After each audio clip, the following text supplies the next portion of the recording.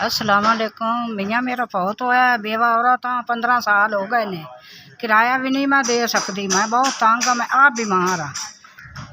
अयो मेरी धी है तो अयो मेरा पुत्र है, कहता भी दिमाग नहीं अगला सही।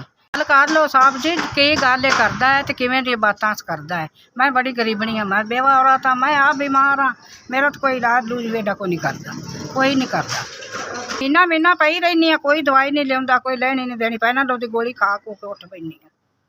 मेरिया हुण बुढ़ियां हड्डियां ने, हुण तो मैं काम ही नहीं कर सकती, ना मैं कोठियां ते जा सकनी, ना मैं काम कर सकनी, तो मैं नहीं हुण कर सकती।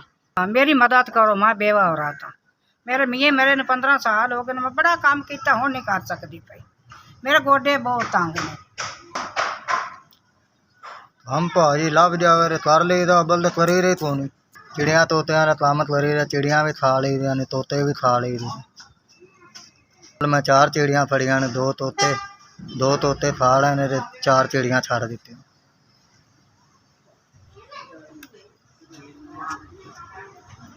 अगला वालियां तो गल्लां करदा, साहब जी इनू काहे काम ते रखना। वो तो सही गल, एक टाइम खाने एक टाइम को नहीं खाते, कोई झूठ नहीं, कोई झूठ नहीं। मेरी मदद करो, मैं बेवा औरत हाँ। पुत्र अली करे, अल्लाह तेरे बच्चों की जिंदगी करे, अल्लाह तेन कामयाब करे, अल्लाह तेन तंदरुस्तियाँ देवे, अल्लाह तेन सेहत देवे, मौला अली तेन नेक करे, तेरे बच्चों भी नेक करे।